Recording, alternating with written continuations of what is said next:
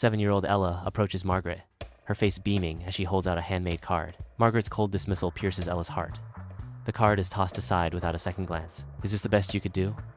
Margaret's words shatter the fragile joy. Ella's face crumples. Her eyes glisten with unshed tears as disappointment washes over her. Clara watches, her innocent eyes reflecting a mixture of pity and confusion. Paul offers a comforting smile, a silent gesture of support in the tense atmosphere.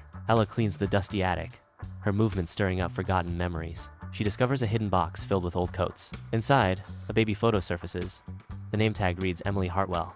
Emily Hartwell stares back at her, a chilling reflection. Ella stands, her hands trembling as she presents the baby photo to Paul. Paul recoils, his face losing color as his eyes desperately search for an escape. The unspoken tension fills the room. Margaret silently observes from the shadows. Paul's voice cracks as he confesses, "You weren't supposed to find that." In the dimly lit living room, Paul gently guides Ella to sit, the shadows deepening around them. Paul's voice, laden with regret, unveils the truth about the hospital's mistake.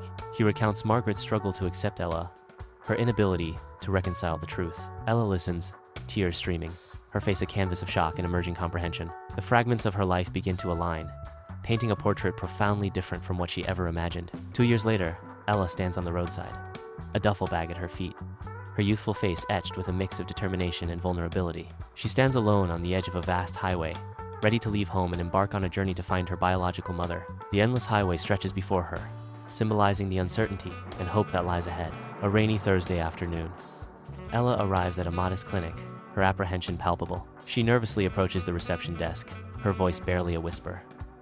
"I'd like to speak with Rose Hartwell, please." The receptionist, a beacon of calm, replies, "Of course, she's in her office. Just down the hall to your right." Ella stands, her voice trembling as she reveals her truth. "I think you're my mother." Rose's eyes widen in disbelief, a whisper escaping her lips.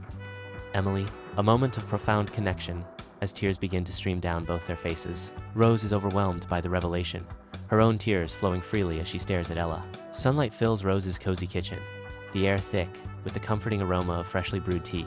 Rose explains the circumstances of Ella's birth, her youth and fear, and her feeling that something was wrong at the hospital. She recounts her attempts to speak up, but being dismissed because of her background. In the sterile laboratory, a DNA test confirms the truth Ella and Rose have long held in their hearts. Ella and Rose embrace, their tears reflecting the joy and relief of undeniable truth. The cold, clinical environment fades as their shared joy fills the room. In the soft glow of lamplight, Ella and Rose sit together on the couch, the quiet rustle of turning pages filling the air. Laughter fills the warm living room as they share stories, a bond years in the making solidifying between them. Bathed in the inviting light, Ella realizes, "I finally feel like I'm home."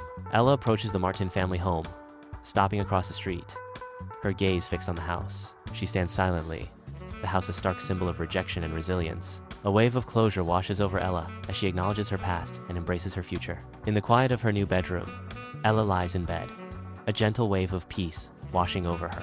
On the nightstand, a framed photo captures a moment of joy between Ella and Rose, a symbol of family. The simple, cozy room reflects Rose's warmth and love. In the dimly lit hospital nursery, 2 newborns lie peacefully in their bassinets. Amid the chaos, a weary nurse unknowingly exchanges the baby's name tags. The cries of babies echo through the nursery, a symphony of unwitting destiny. Margaret paces back and forth, a letter clutched tightly in her hand, radiating anxiety. Paul stands nearby, attempting to offer comfort, but Margaret remains inconsolable. The room fills with despair, an unspoken source of Margaret's future coldness now revealed. Margaret sits in the stark courtroom, her hands clasped tightly, a picture of contained anxiety. She consults with the lawyer, her hopes pinned on regaining custody of her daughter. The lawyer shakes his head, delivering a blow that shatters her fragile hope. "I'm sorry, Margaret, but the legal window has closed." Margaret's face is etched with frustration and desperation. In the solitude of her room, young Ella pours her heart into a drawing. The muffled sounds of Margaret and Paul's argument pierce the quiet, a harsh symphony invading Ella's sanctuary. Margaret's sharp voice clashes with Paul's softer tone, their discord echoing through the house. Ella shrinks back, a knot of dread tightening in her stomach, turning her own home into a place of fear. In the bustling school cafeteria, Ella sits alone, hidden behind the pages of a book. Around her, whispers swirl and eyes fixate, highlighting Ella's solitude. She tries to ignore the stares, but her eyes reveal her vulnerability. Ella walks slowly through the vibrant park, her eyes scanning the scenes of families laughing and playing together. The sounds of joy and carefree shouts echo around her, yet she remains detached, a solitary figure amidst the collective happiness. The park is bursting with life, its colors vivid, and its energy infectious. Ella seeks refuge in the hushed library, her sanctuary from the world. She loses herself in the pages, her mind conjuring visions of distant worlds. In the quiet of the library, the scent of old books fills her senses. In Rose Hartwell's kitchen, Ella assists with the meal preparation, their laughter echoing through the room. Rose and Ella chat, their bond deepening in the heart of the home. The kitchen radiates warmth and love, a haven embodying the family Ella has always yearned for. Ella, a beacon of compassion, dedicates her time to volunteering at the local hospital, aiding Rose in her nursing duties. The hospital stands as a sanctuary of healing and compassion. Ella finds solace and purpose, illuminating the lives of those she serves. In the silent cemetery, Ella approaches Paul's grave, her heart heavy with memories. With tender care, she kneels and places a bouquet of flowers near the headstone, a gesture of love and farewell. In a hushed whisper, she releases her lingering sorrow, forgiving Paul and cherishing the love they shared. In the comforting stillness of their home, Ella and Rose sit together, their attention captured by the screen's glow. Their hands intertwine, a wordless language of love spoken in the quiet of the night. The room radiates with the gentle warmth of their shared bond, their hearts beating in unison.